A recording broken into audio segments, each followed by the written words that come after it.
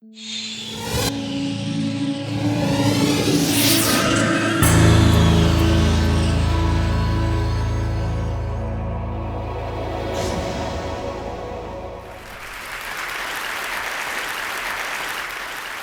standing in front of you today in all humility, wanting to share with you my journey of the last 6 years in the field of service and education. I'm not a trained academic, neither am I a veteran social worker. I was 26 years in the corporate world, trying to make organizations profitable. And then in 2003, I started Parikrma Humanity Foundation from my kitchen table. The first thing that we did was walk through the slums. By the way, there are 2 million people in Bangalore who live in 800 slums. We couldn't go to all the slums, but we tried to cover as much as we could. We walked through these slums, identified houses where children would never go to school. We talked to the parents, tried to convince them about sending their children to school. We played with the children and came back home really tired, exhausted, but with images of bright faces, twinkling eyes, and went to sleep. We were all excited to start. But the numbers hit us then.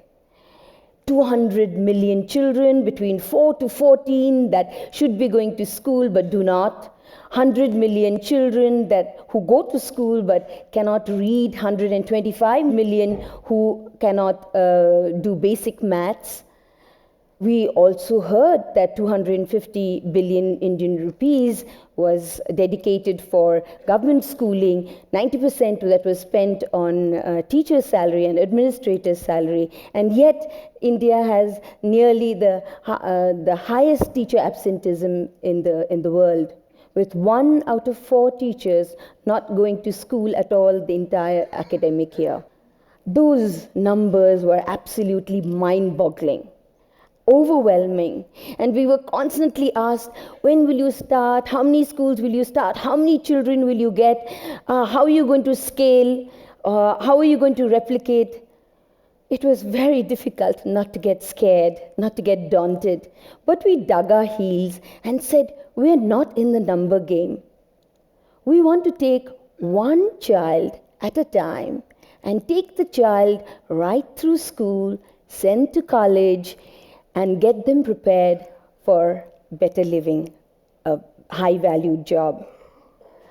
So we started Parikrma. The first Parikrma school started in a slum where there are about 70,000 people living below the poverty line.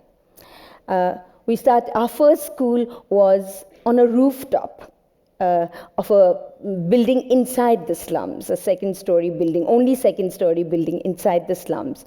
And that rooftop did not have any ceiling, only half a tin sheet. That was our first school, 165 children.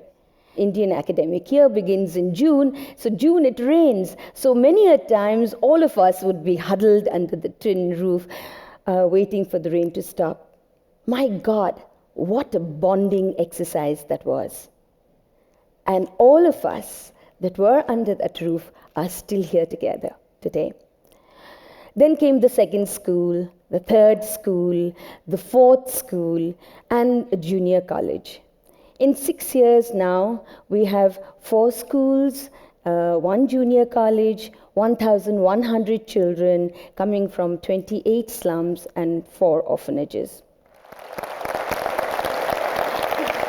Our dream is very simple, to send each of these kids, get them prepared to live, to be educated, but also to live peacefully, contented in this conflict-ridden, chaotic, globalized world. Now, when you talk global, you have to talk English. And so all our schools are English medium schools. But then there's this myth that children from the slums cannot speak English well. No one in their family spoken English. No one in their generation spoken English. But how wrong it is. I like adventurous books, and one of my favorites are like Alfred Hitchcock and the Three Investigators, Hardy Boys, and Harry Potter. All those three are like, although they are like in different contexts. One is like magical, the other two are like investigation. I like those books because they have something special in them. The vocabulary used in those books and the way, the style of writing. I mean, like once I pick up one book, I cannot put it down till I finish the whole book. It's like, even if it takes me like 4.5 hours or 3.5 hours to finish one book, I do it. I did a Google search and I got the information about world's fastest cars. I like Ducati ZZ143 because it is the fastest, which is the world's fastest bike, and I like Pulsar 220 GTSI because it is India's fastest bike. Well, the girl that you saw, her father sells flowers on the roadside. And this little boy has been coming to school for 5 years. But isn't it strange that little boys all over the world love fast bikes? He hasn't seen one, he hasn't ridden one, of course, but he has done a lot of research through Google search. You know, when we started with our English medium schools, we also decided to adopt the best curriculum possible, the ICSE curriculum. And again, there were people who laughed at me and said, "Don't be crazy, choosing such a tough curriculum for these children, they'll never be able to cope." Not only do our children cope very well, but they excel in it. You should just come across to see how well our children do. There's also this myth that parents from the slums are not interested in their children going to school. They'd much rather put them to work. That's absolute hogwash. All parents all over the world want their children to lead a better life than themselves. But they need to believe that change is possible. Cleaning और खाना पीना और English में बात करना और थोड़ा सा रेस्पेक्ट करना मम्मी डैडी से, ये सब बहुत सीखी है सर बच्ची. ಸ್ಕೂಲ್ಗೆ ಹೋಗೋಕ್ಕೆ ಮುಂಚೆ ಅವಾಗೆಲ್ಲ ತುಂಬ ತೀಟೆ ಮಾಡ್ತಾಯಿದ್ರು, ತುಂಬ ಗಲಾಟೆ ಮಾಡ್ತಾಯಿದ್ರು, ಯಾರ ಮಾತು ಇದು ಮಾಡ್ತಾ ಇರಲಿಲ್ಲ. ಆಮೇಲೆ ನಾವು ಹೋಗ್ಬಿಟ್ಟು ಜಗಳಕ್ಕೆ ನಿಂತ್ಕೊಬೇಕಾಗಿತ್ತು. ಇವಾಗ ಆ ಥರ ಏನಿಲ್ಲ, ಮಕ್ಕಳು ತುಂಬ ಡೀಸೆಂಟ್ ಆಗಿಬಿಟ್ಟಿದ್ದಾರೆ. ஃப்யூச்சரில் நாங்கள் என்ன ஆகணும்னு நாங்கள் கேட்டதுக்கு எங்கள் பசங்க சொல்கிறாங்க, மம்மி நான் ஆர்டிஸ்டாக தான் ஆவேன், இன்னொரு பொண்ணு கேட்டால் நான் டாக்டர் தான் ஆவேன், இன்னொரு பையன் கேட்டால் நான் சாஃப்ட்வேர் இன்ஜினியர் தான் ஆவேன் mummy. We have 80% attendance for all our parents-teachers meeting. Sometimes it's even 100%, much more than many privileged schools. Fathers have started to attend. You know, it's very interesting. When we started our schools, the parents would give thumbprints in the attendance register. Now they have started writing their signature. The children have taught them. It's amazing how much children can teach. We have, a few months ago, actually late last year, we had a few mothers who came to us and said, we want to learn how to read and write. Can you teach us? So we started an after school for our parents, for our mothers. We had 25 mothers who came regularly after school to study, and we want to continue with this program and extend it to all other schools. 98% of our fathers are alcoholics. So you can imagine how traumatized and how dysfunctional the houses are where our children come from.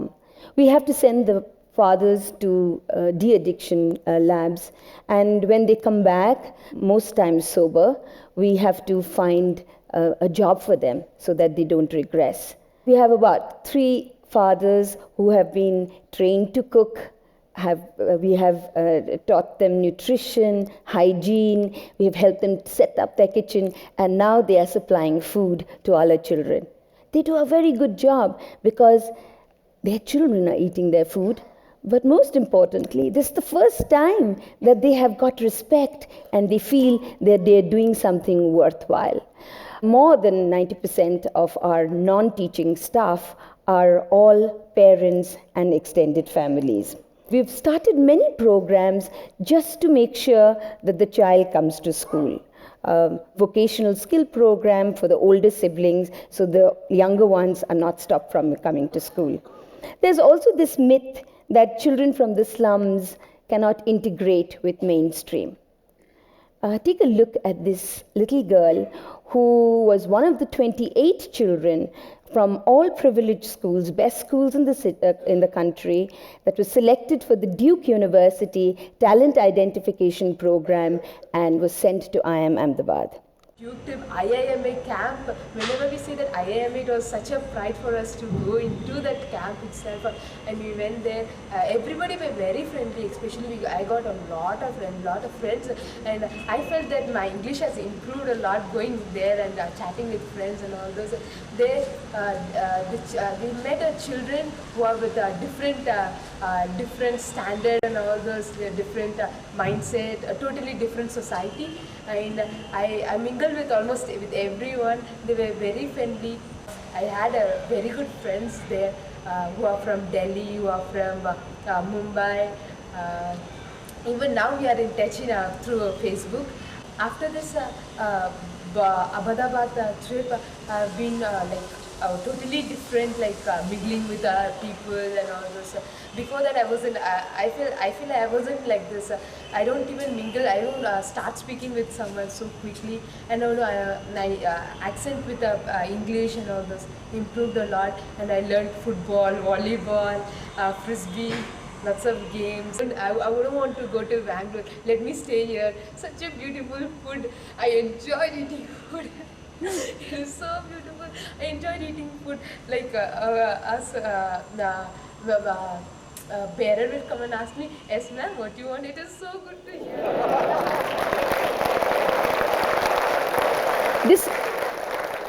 This girl was working as a maid before she came to school. And today she wants to be a neurologist.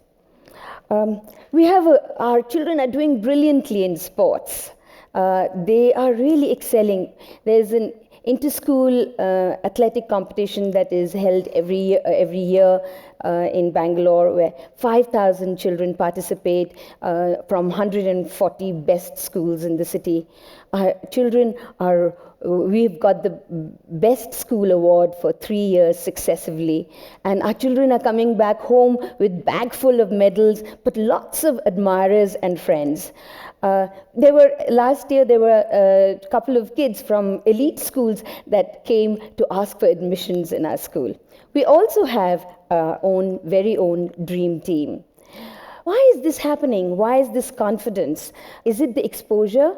We have professors from MIT, Berkeley, Stanford, Indian Institute of Science who come and teach our children lots of scientific formulas, experiments, much beyond the classroom. Art, music are considered therapy and mediums of expression. We also believe that it's the content that is more important. It is not the infrastructure, not the toilets, not the libraries, but it is what actually happens in the school that is more important.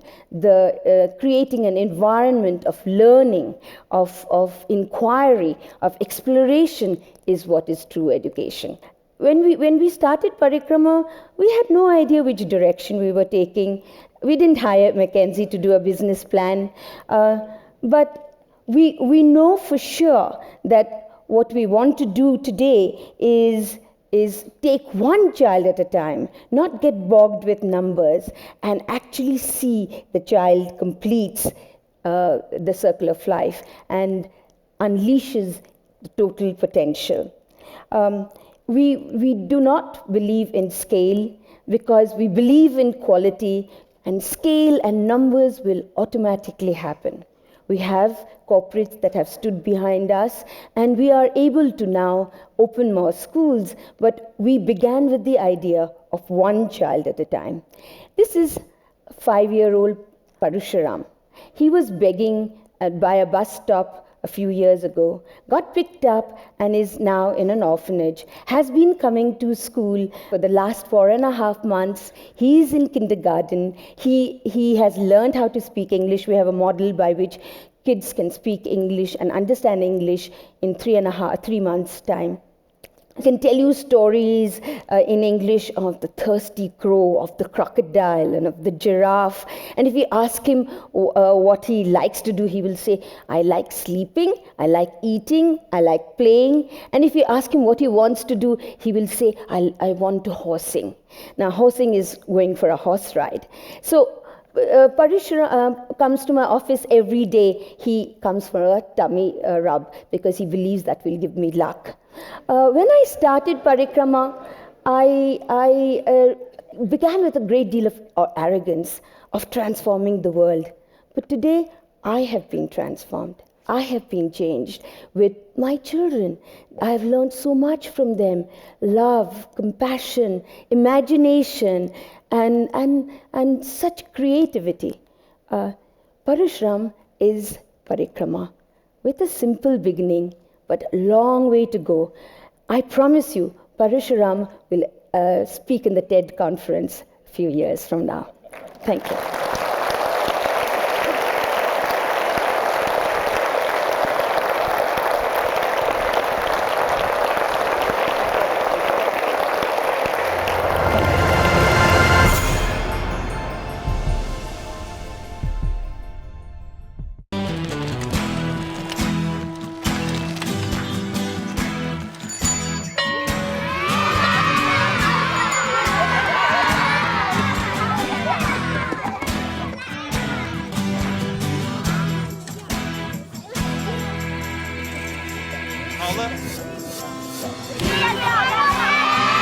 Sharing.